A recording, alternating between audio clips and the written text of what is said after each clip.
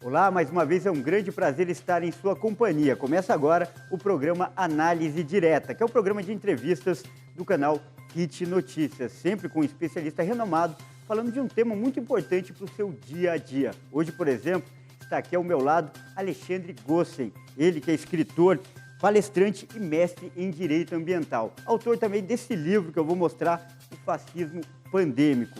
O fascismo, aliás, que é o tema do programa de hoje. Tudo isso a partir de agora no programa Análise Direta.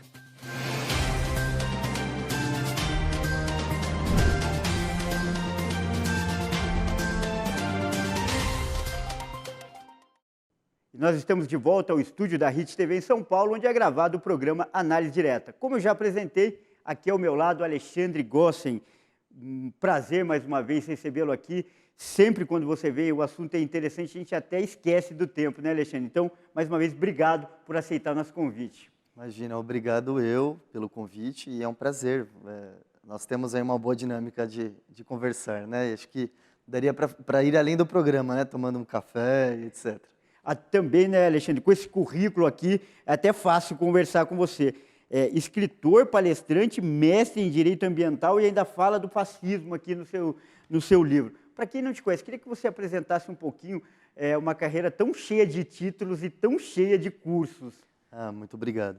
Bem, Kleber, eu debutei como escritor em 2019, com o meu primeiro livro, Progressofobia, que é um livro que trata dos movimentos anti-vacina, dos movimentos que têm esse pavor, né, à tecnologia. E foi um lançamento modesto, não foi um grande êxito comercial, embora esse livro tenha ficado muito atual por causa da pandemia, né? Meu segundo livro foi Cidadelas e Muros, que é um livro que trata da urbanização da humanidade, como o ser humano passou de animal caçador-coletor para um animal sedentário que cria cidades. Então é um livro que acaba abordando a desigualdade.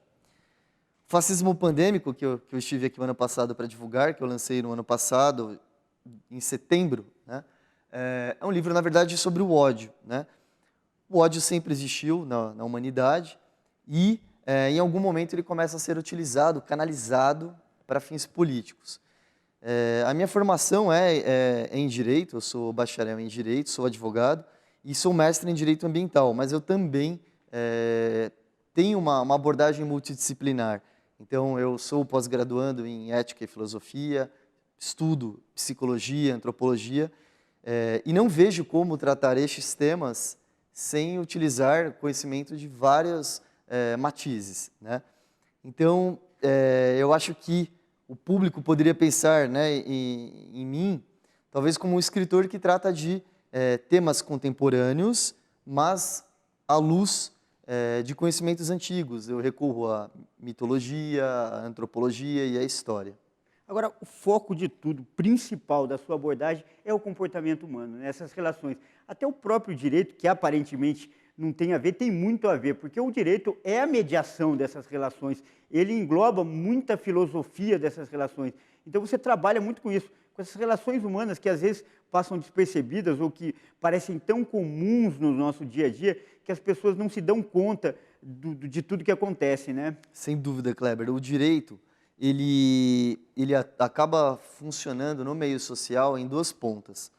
Às vezes, ele é a consequência de algo que está acontecendo no meio social. Eu vou dar um exemplo aqui, todos vão lembrar, acho que, desse exemplo.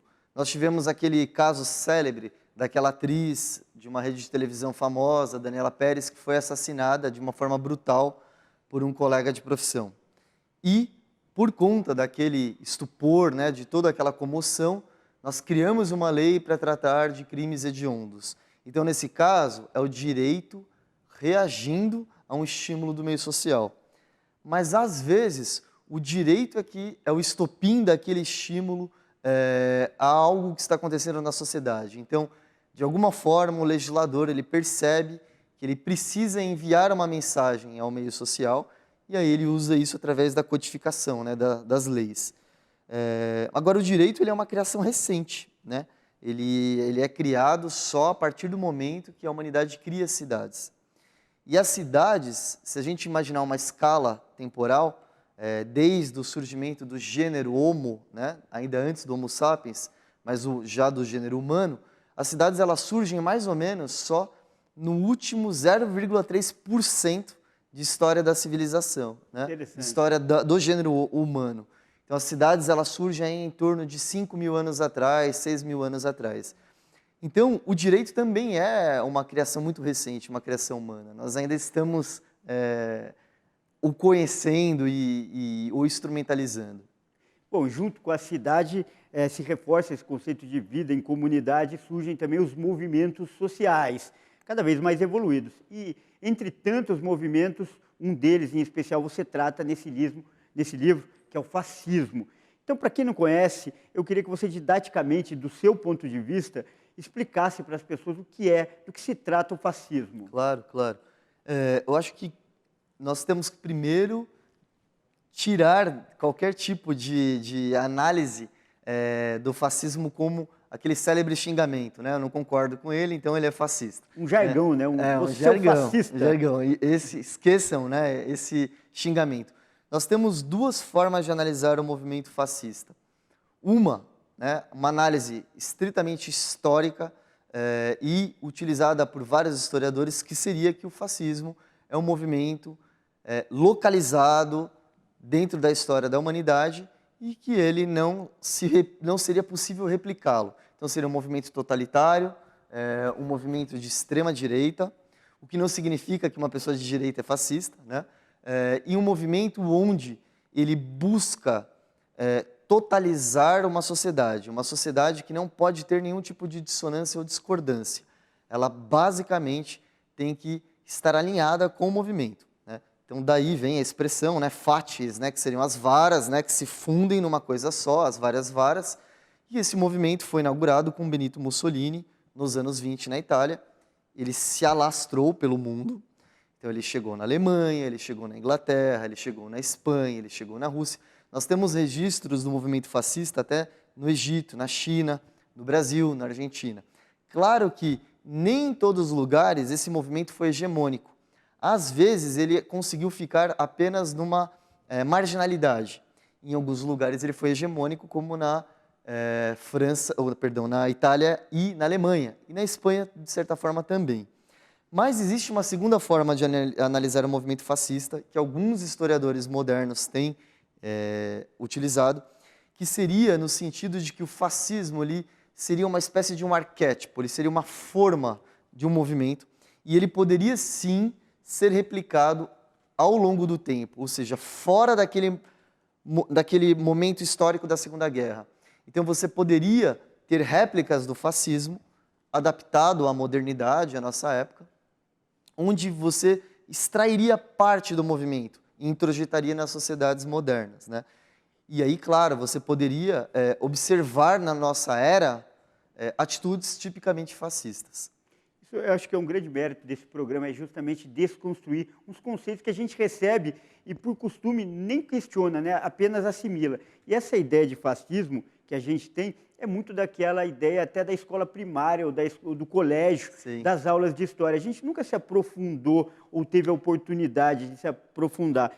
Então, você acha que a visão, em geral, do fascismo é limitada? As pessoas não conhecem ainda? E isso até te motivou para fazer o livro? O quão profundo e o quão atual, principalmente, é esse tema? Sem dúvida, sem dúvida. As pessoas não conhecem, isso não é só no Brasil, isso é ao redor do mundo todo. As pessoas não sabem exatamente o que é fascismo. O fascismo, acho que assim, uma forma da gente engatinhar nessa decodificação do que ele seja, ele é um movimento político, um movimento filosófico, não muito dogmático, ou seja, ele não se importa muito em ser incoerente, às vezes, até uma força dele, mas nós podemos diferenciá-lo de outros movimentos políticos. Então, vou citar alguns exemplos. Nós temos movimentos liberais, nós temos movimentos mais à esquerda, como o socialismo, como o comunismo. Nós temos até movimentos anárquicos, né? E nós temos esse movimento fascista. No que ele difere fundamentalmente dos outros? No que ele é único? O fascismo ele é único no sentido de que ele é um único movimento que se apoia unicamente na força e que projeta para o seu público, para os seus apreciadores, a solução final como literalmente objetivo, né? Então, por exemplo, se nós fôssemos comparar com outro movimento que também foi muito violento, que também gerou milhões de mortes, que é o comunismo, qual seria uma grande diferença do fascismo para o comunismo?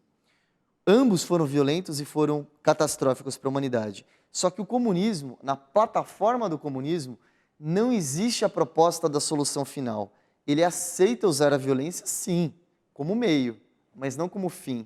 No fascismo, a proposta dele é violenta. A violência é uma qualidade admirável, né? Por isso, os símbolos do fascismo, se você olhar a iconografia, se você pegar, como no livro a gente aborda, a propaganda fascista na Itália, na Alemanha, no Brasil, ela é sempre baseada em símbolos viris, símbolos bélicos, de força.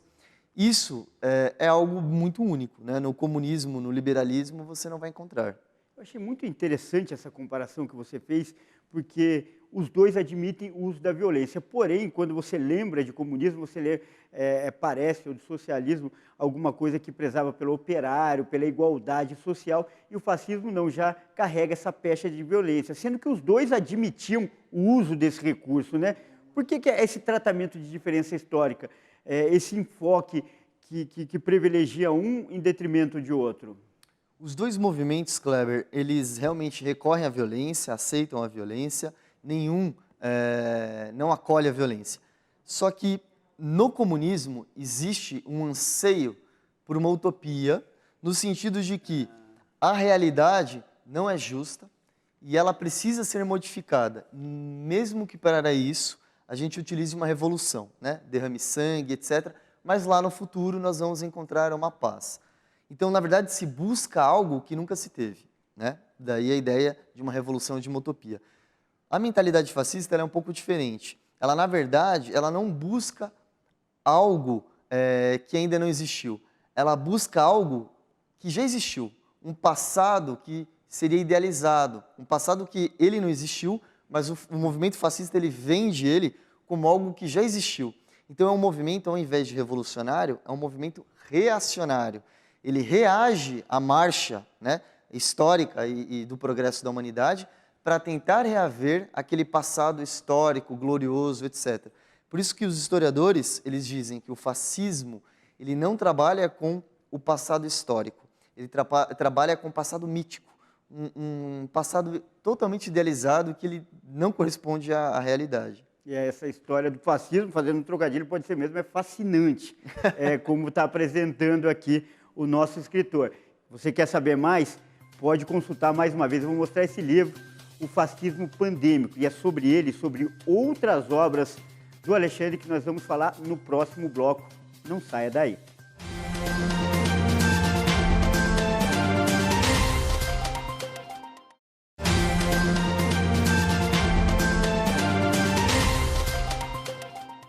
Nós voltamos ao estúdio da Hit TV em São Paulo, onde acontece o programa Análise Direta. Só lembrando, nosso programa é transmitido para todo o Brasil pelo canal Hit Notícias e também para 190 países pelo canal 1 Europa. Lembrando, aqui ao meu lado, nosso convidado de hoje, Alexandre Gossen, escritor, palestrante e mestre em Direito Ambiental, autor desse livro Fascismo Pandêmico.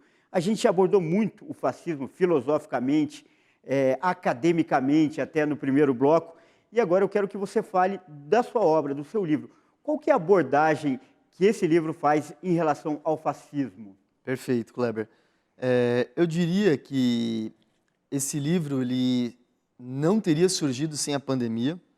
Eu havia acabado de lançar As Cidadelas e Muros, estava divulgando, estava bem contente com a divulgação, foi um livro que teve uma baita aceitação comercial, chegamos a ser os vice-líderes em vendas na categoria dele, e aí surge a pandemia, né? E eu digo que a pandemia, ela nos colocou máscaras, né? Materiais, físicas, etc., mas ela arrancou também muitas máscaras sociais, né? Ela alterou profundamente os jogos sociais, então as pessoas começaram a se mostrar como elas realmente são. De um lado, a pandemia extraiu o melhor da humanidade. Nós vimos aí profissionais de saúde, idosos, né, voltando para o combate, ali para a linha de frente, se expondo, se arriscando, mesmo sem vacina. Agora nós temos as vacinas, nós não tínhamos as vacinas, né? E ao mesmo tempo nós vimos também pessoas que realmente só se preocupavam consigo, sem nenhum grau de empatia, sem nenhuma preocupação com o outro. Tivemos imagens horrorosas aí de festas, aglomerações, líderes políticos promovendo isso, e uma falsa dicotomia, né, entre ou salvar os negócios ou salvar as vidas, ou a economia ou a saúde. Isso balançou, né, a minha percepção em relação à humanidade, e como uma pessoa que gosta de história, eu não pude deixar de observar que isso se parecia muito com algo que nós vivemos 100 anos atrás, né? Então, 100 anos atrás, nós tivemos a gripe espanhola, que aconteceu após um momento de muita xenofobia, muito nacionalismo, como nós estamos vivendo agora, com a ascensão de movimentos populares e de líderes políticos com essa abordagem, uma abordagem de eu contra eles, nós contra eles, ou você é meu aliado ou você é meu inimigo, né? Não é nem uma questão de ser adversário, é uma questão de ser inimigo mesmo. E isso fez com que eu sentasse no computador e escrevesse. Foi um livro que eu escrevi em 30 dias, né? E traço esse paralelo entre a gripe espanhola e o surgimento do fascismo no mundo, e o coronavírus, a pandemia do coronavírus e a ascensão desses movimentos que nós já vimos observando, né? Trump nos Estados Unidos, Boris Johnson no Reino Unido, Orbán na Hungria, Erdogan na Turquia, Putin na Rússia, e até não é nenhum erro do ponto de vista histórico falar até da Venezuela mesmo, do Maduro, mesmo ele sendo um político de esquerda. O fato é que esses movimentos, com essa abordagem muito parecida com a abordagem fascista, eles, na verdade, não precisam ser de direita ou de esquerda, eles são muito parecidos mesmo. Então, a ideia do livro, ela surge daí. E o livro, ele, antes de se preocupar em catalogar determinado líder como de direita ou de esquerda, fascista ou não fascista, ele tenta entender que esses movimentos políticos que permitiram que essas pessoas ascendessem ao poder só aconteceram porque aqui no andar de baixo alguma coisa também estava acontecendo, né? Então, de alguma forma, esses líderes, eles espelham, eles refletem algo que está acontecendo aqui embaixo, na população. É muito legal, né? Essa palavra pandêmico é mais atual impossível, né? E você definiu bem, e é legal a gente ressaltar isso. No momento do surgimento do fascismo, o mundo vivia uma pandemia, que era da gripe espanhola. E agora o mundo vive outra pandemia e o fascismo novamente vem à tona. Então, enxergando agora com os olhos da história, que muita gente não tem essa dimensão, porque não teve acesso a tanta informação, os momentos são muito parecidos. Muito parecidos. E no Brasil, por exemplo, nós tivemos também a tentativa de políticos ministrarem a cloroquina. Já naquela época, a cloroquina já era uma celeuma. Quem conhece o trabalho da historiadora Lilian Schwartz vai, por exemplo, poder observar nos estudos que ela fez sobre a gripe espanhola. Então já existia toda essa polêmica. Já existia também essa falsa dicotomia de salvar vidas ou salvar os negócios. Quem não conhece a história, corre o risco de repeti-la. Ela não vai acontecer igualzinho, mas ela dá sinais, né, para você evitar cometer esses mesmos erros. O que eu percebo que nós estamos vivenciando agora são, na verdade, diferenças muito mais quantitativas do que qualitativas. Então, se antes o fascismo original, né, o fascismo bisavô, que eu costumo brincar, ele propunha o extermínio físico dos seus adversários, o fascismo moderno, ou o bisneto o fascismo 4.0, ele vai propor, de certa forma, uma segregação e um silenciamento daquelas pessoas que não aderiram, né, à plataforma política, que não deixa de ser um extermínio, né? Você vai observar, por exemplo, não vai haver interesse em vacinar os indígenas, não vai haver interesse em proteger os idosos, não vai haver interesse em proteger os quilombolas, as minorias, né? O fascismo, ele tem um certo anseio, uma certa obsessão pela igualdade. Por isso, até que ele é um movimento anticientífico, antijornalístico, anti-acadêmico. Ele tem essa obsessão com a igualdade, mas é uma igualdade esquisita, Kleber. É uma igualdade só entre os seus, é uma igualdade muito tribal. É uma igualdade que ela não se estende a membros de outras comunidades. Seria uma igualdade preconceituosa, só dentro da própria espécie. Exatamente, Kleber, é exatamente isso. É um movimento muito tribal, né? Ele só produz empatia entre os seus semelhantes. Ele não vai produzir empatia, ele não vai conseguir ter empatia por quem for de fora daquela tribo. Você também observa um grande incômodo de um certo segmento populacional com a ascensão de pessoas de outras etnias ou outros credos, seja na esfera econômica, seja na esfera acadêmica. É novamente aquilo que eu expunha a você, é uma obsessão com a igualdade, né?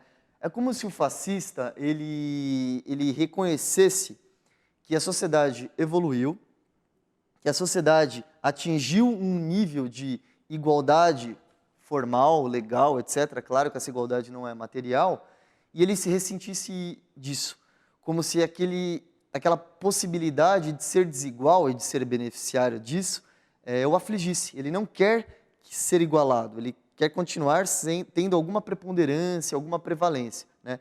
E por isso, nesses movimentos, se você observar, por exemplo, vamos dar nomes aos bois, invasão do Capitólio após a eleição do Joe Biden, né, nos Estados Unidos. Quem eram os invasores que estavam lá defendendo Donald Trump? Eram homens de uma certa faixa etária, brancos e com um certo grau de instrução. Então, é um movimento muito identitário, né? É um movimento que ele praticamente só está ali dentro dos seus iguais. Agora, as redes sociais viraram um campo fértil para o plantio dessas ideias fascistas e também para os embates, né? Sem dúvida, sem dúvida. Como nós falávamos, o movimento fascista, ele trabalha com uma iconografia extremamente bélica, militarizada, que exalta a virilidade, a força.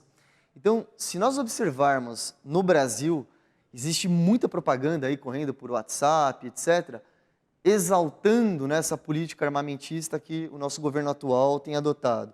Então, por exemplo, nós estamos observando um registro de armas de fogo inédito na história do país. Nunca ocorreu tantos registros de arma de fogo. Isso é uma atitude que tem muita aderência com o movimento fascista. Não podemos aqui cravar, olha, isso é uma política fascista. Existiram outros regimes que também estimularam o armamento, mas essa política armamentista é bastante fascista.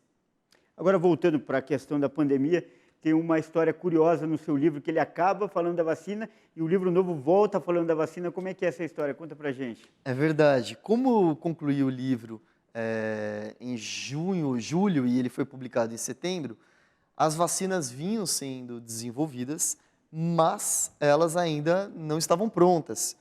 E, mesmo eu sendo um grande apreciador do conhecimento científico e acompanhando, eu não imaginava que as vacinas seriam criadas num tempo tão curto, né? Mérito da sociedade, mérito dos esforços científicos. Acho que nunca na história da humanidade tantas cabeças brilhantes, né, estavam debruçadas sobre o mesmo problema. Então o livro ele termina realmente dizendo que nós não tínhamos ainda uma vacina para o coronavírus e não tínhamos também uma vacina para o ódio. E, enfim, passei a divulgar o livro, fui à Bienal, fui a várias feiras literárias, agora estamos lançando o livro fora do Brasil e começo a trabalhar em cima de um novo livro. Esse novo livro, ele já surge num outro contexto. Ele surge no contexto que agora nós temos as vacinas, né? Ainda elas não estão ao nosso alcance, estamos vivendo um apagão, né, de insumos e vacinas, mas nós temos um imunizante capaz de paralisar a infecção.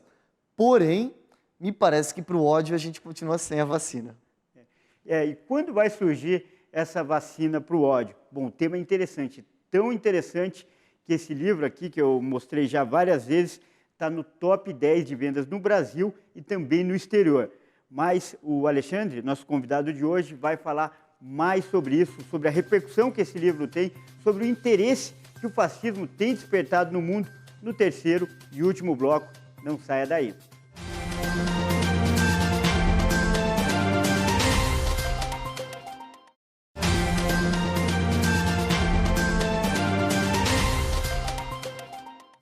Estamos de volta ao estúdio da Hit TV em São Paulo com o programa Análise Direta, o programa de entrevistas do canal Hit Notícias. E aqui ao meu lado, Alexandre Gossen, escritor, palestrante e mestre em Direito Ambiental, que deixou uma pergunta no ar no último bloco e muito interessante. Agora, todos nós queremos saber a resposta. A vacina contra o coronavírus, contra a Covid-19, com esforço e até num tempo rápido, recorde, a vacina mais rápida da história, Sem dúvida, foi lançada, conseguiu ser criada. Mais de uma opção até. Agora, a vacina contra o ódio, muita gente precisa desse medicamento. E qual a chance de surgir, Alexandre? Olha, Cleber, eu acho que nós devemos primeiro reconhecer nossos sentimentos para que nós possamos trabalhá-los, né, nossas emoções. O ódio, ele é um sentimento, ele é uma emoção muito primitiva. Todos nós temos, ninguém está imune aí a sentir ódio. Anticorpos, né? Não temos anticorpos para isso. Exatamente. Mas nós devemos tentar identificar as raízes do ódio. Então, assim, o sujeito ou o grupo que odeia, em geral, ele sente que ele está sendo injustiçado, né? Com razão ou sem razão. Então, para que nós encontremos uma vacina para o ódio, a gente primeiro precisa entender por que nós sentimos ódio ou algum grupo sente aquele ódio e aí trabalhar aquele sentimento. Eu acho que, hoje em dia, a nossa principal razão de ódio é que a humanidade ela é uma sociedade, hoje em dia, cosmopolita, globalizada, né?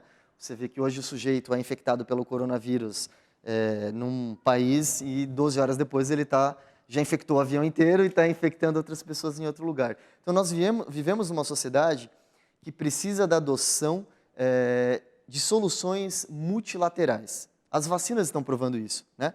Todos os nossos insumos estão na Índia e as vacinas, muitas são produzidas na China ou em outros poucos países, e a gente está vendo como isso gera problemas. Nós temos um outro problema, o clima, né? Não dá para um país só resolver o problema do clima. Nós precisamos de uma colaboração de vários países, de todos os países. Então, observe que nós temos uma sociedade que precisa de soluções multilaterais. No entanto, Kleber, o comportamento humano ainda ele é muito tribal. Ele ainda, lembra daqueles 99,7% do tempo que eu falei que a gente vivia, né, como caçador e coletor? Nós ainda somos muito tribais. E a nossa moralidade, ela é um subproduto dessa evolução e ela ainda é muito tribal, né? Tudo para os meus, nada para os outros. Então, nós precisamos atingir um novo estágio de moralidade que eu chamo de metamoralidade, né? Não só eu, como outros escritores e outros pensadores trabalham esse conceito. É uma moralidade que não se estende só para o Kleber, meu amigo brasileiro, que tem a mesma etnia ou a mesma religião que eu, mas sim para todos os outros habitantes do mundo. Nós precisamos atingir esse estágio. Esse estágio, obviamente, não vai ser atingido facilmente, mas se nós trabalharmos isso agora, nós vamos conseguir estender a empatia para a humanidade de um modo geral e não só para aqueles que eu acho que merecem. Quando você fazia essa definição tão precisa sobre o ódio, me via muito à cabeça a história daqueles jovens que, volta e meia, essa história infelizmente se repete, invadem escolas e provocam aquela matança toda. Geralmente uma pessoa que foi excluída, sofreu bullying e se sentiu excluída. Criou a raiz de amargura, como você fala, que se transformou em ódio por não saber lidar com as emoções. E agora, a gente aplicando isso para o fascismo, seria isso só que de uma forma coletiva, de grupo para grupo, o que potencializa o problema? Sem dúvida. Se nós observarmos os grandes líderes fascistas que ficaram notórios, né, o Mussolini e o Hitler, por exemplo, nós vamos observar que são pessoas que têm uma história de vida, na verdade, de não ter brilho, né? Eles não se destacaram. Hitler era um pintor medíocre, né? Mussolini era um soldado que recebeu muitas condecorações durante a Primeira Guerra, mas ele se sentia magoado, achava que não teve o reconhecimento que ele merecia. Olha que legal. Se nós estendermos isso para os fascistas anônimos, ou seja, as pessoas que dão sustentáculo para que esses líderes cheguem lá, nós vamos encontrar mais ou menos a mesma dinâmica. A frustração, né, como exatamente, alimento. Exatamente. E daí essa obsessão pela igualdade, de ser anti-acadêmico, anti-jornalístico, etc. Se nós pegarmos, né, não estou dizendo que essa pessoa é fascista, mas se nós pegarmos, por exemplo, né, o guru político aí, que, por exemplo, aconselha o nosso governo atual aqui no Brasil, que mora nos Estados Unidos, ele basicamente é uma pessoa com pouca instrução formal, que não frequentou a universidade, não tem nenhum tipo de titulação. E ele fez a carreira basicamente, né, espinafrando o meio acadêmico e essas pessoas. Agora, para a gente ter um termômetro, medir o interesse desse tema, nada melhor do que o seu livro, né? Top 10 de vendas no Brasil, entre os 10 mais vendidos, e agora também no exterior. A primeira vez que você veio aqui, como você disse, no ano passado, estávamos na época de lançamento. Exato. E agora está no top 10 e também no exterior. Conta um pouquinho para a gente. Claro. Nós estamos lançando ele em e-book, então ele está sendo lançado no formato eletrônico. Isso é interessante, até como termômetro para comparar o mercado editorial fora do Brasil, que o brasileiro, ele nunca abraçou realmente o livro eletrônico. Aqui o mercado fica em torno aí de 4% só das vendas, né? Além disso, o brasileiro ele também tem um perfil de leitor diferente do leitor europeu e do leitor americano. O brasileiro, em geral, ele prefere a ficção. Ele gosta mais da ficção do que da não ficção, que é a minha praia. Na Europa, a não ficção vende mais que a ficção. E nos Estados Unidos é mais ou menos meio a meio. Só que o europeu e o americano, eles compram um livro eletrônico. Eles abraçam. Não significa que eles não comprem o livro físico, mas eles não excluem. Eles entendem o livro eletrônico como mais uma ferramenta. Então, estou no consultório esperando para ser atendido pelo meu médico, posso ler no meu celular, posso ler no meu tablet. Pela né? praticidade. Exatamente. Tudo, Você né? pode, inclusive, ter os dois, né? Muitas plataformas, quando você compra o livro físico, elas te permitem ter acesso ao livro eletrônico também. Não todas, mas algumas sim, dependendo do plano. Então, para nós foi muito interessante sair do mercado de 210 milhões de pessoas, né, numa língua, que é a língua portuguesa, que acaba sendo uma língua marginalizada no mundo, para um lançamento em espanhol, que nós estamos falando aí de centenas de milhões de falantes da língua espanhola ao redor do mundo, e do idioma inglês, que pega aí um número maior ainda, tanto em países que falam a língua inglesa como a língua principal, como em países que tem muitas pessoas que falam a língua inglesa, embora a língua inglesa seja o segundo idioma, né? Como no Oriente Médio, na Índia, na Escandinávia, na Alemanha.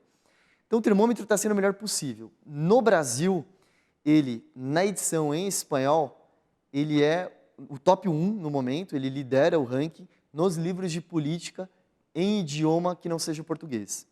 Nos Estados Unidos, ele é o 14º colocado nos lançamentos em idioma inglês, em política. Na África do Sul, ele é o 14º também na mesma categoria, e no Canadá, o 15º.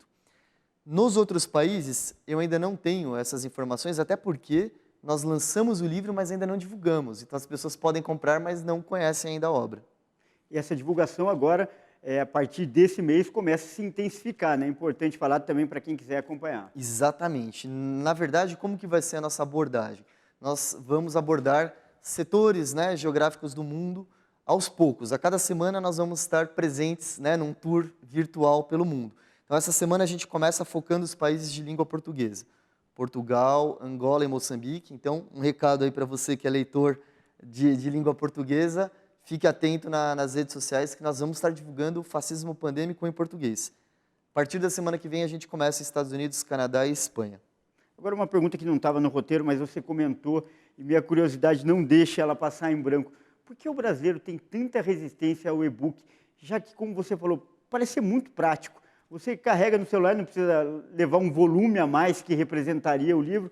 Mesmo assim, como explicar essa resistência? Olha, Kleber, eu acredito que o brasileiro ele entendeu que o celular, o tablet, o notebook são aparelhos mais voltados para o uso das redes sociais. Eu não sei se o telespectador sabe, mas o Brasil é o campeão, né, o brasileiro é o campeão em horas na frente das redes sociais. Então, o brasileiro realmente fica muito tempo nas redes sociais, muito mais do que em outros países. Então, eu acho que o brasileiro acaba encarando os apetrechos eletrônicos como apenas para a utilização de redes sociais e não para ler. E, na verdade, eu também prefiro o livro físico, mas eles não são excludentes, eles podem ser complementares. Vai fazer uma viagem, por que não usar um tablet em vez de levar uma montanha de livro, né? No tablet você vai levar 10 mil, 15 mil livros. Com certeza. E por falar em livro, eu também queria que você falasse um pouquinho de outra obra sua, que é o Cidadelas e Muros, que parece que foi meio por acaso também, né? Não era um projeto inicial ser um livro e acabou se transformando em um livro. Sem dúvida. O Cidadelas e Muros ele foi gerado e gestado no ambiente universitário, no ambiente acadêmico, né, durante o mestrado. E o foco dele, na verdade, seria uma tese baseada numa comparação entre as cidades medievais e as cidades modernas. Então, nós trabalhávamos com a ideia de que, do mesmo jeito que existiram feudos na Idade Média, né, cidades muradas, nós estamos vendo no mundo, não é só no Brasil, é bom frisar, uma condominização das cidades, as pessoas se resguardando em guetos, né? Em guetos de lixo, às vezes, e de luxo, em outras vezes. E durante as minhas viagens, eu fiz várias viagens, tanto visitando cidades fortificadas na Europa, como também em museus e trabalho de campo, eu acabei mudando, né, e transformando essa comparação de cidades medievais com cidades contemporâneas num capítulo de algo maior, então, que é um livro que, na verdade, conta a história da urbanização do ser humano. A gente não se dá conta, então a gente fala, nossa, vivemos há milhares de anos nas cidades. Fato, vivemos. Mas isso comparando com a história, né, e com a idade do gênero humano, é pouco, é bem pouco. Como eu falei, são 0,3% só. Alexandre, como eu disse no começo do programa, o tempo voa aqui, o assunto é tão interessante, repleto de histórias, mas também de atualidade, de abordagem filosófica, e é um prazer sempre recebê-lo aqui. Nosso programa vai chegando ao final, e nesses minutos que eu reservo agora, para você deixar os seus contatos, as pessoas principalmente que tiverem interesse em adquirir o livro, como fazer, e falar também um pouco mais sobre os seus planos aí para o futuro. Fica à vontade. Kleber, eu agradeço. Bem, Kleber, agora o plano é finalizar o livro que eu estou produzindo. Eu devo finalizá-lo aí nas próximas semanas. Esse livro vai ser lançado em julho na Flipossos, que é uma das maiores feiras literárias do nosso país. E é um livro que ele vai abordar a empatia. Se nesse livro nós tratamos do ódio, no livro novo nós vamos tratar da empatia, por que nós devemos focar nela, quando ela é despertada, né, pelo comportamento humano. E é um livro muito maior que o fascismo pandêmico, fruto de pesquisa desses meses todos, e espero que o público goste. Quem quiser conhecer minhas obras pode entrar no meu site, no www.alexandregossen.com.br. Pode entrar nas minhas redes sociais, no Instagram, @legossen. Tenho também Twitter. E o livro ele está disponível praticamente em todas as lojas e plataformas da internet. Amazon, Livraria da Travessa, Submarino. Acho quase impossível não encontrar no Google. Muito obrigado mais uma vez, Alexandre Gossen. Para quem não sabe, esse sobrenome é austríaco. Gossen, não é alemão, parece, mas é austríaco. Eu só sei porque ele me falou antes do programa começar. Muito legal essa entrevista e você gostou? Quer assistir de novo? Então acesse nossas redes sociais, pelo Facebook/programa Análise Direta ou então pelo YouTube, no canal HIT Notícias. Esses programas vão estar lá e você pode assistir quando quiser.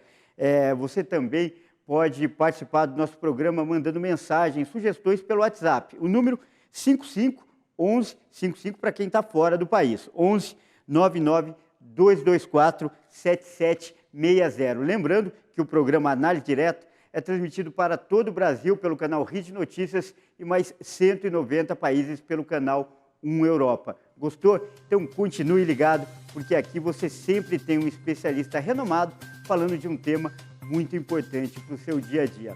Até a próxima!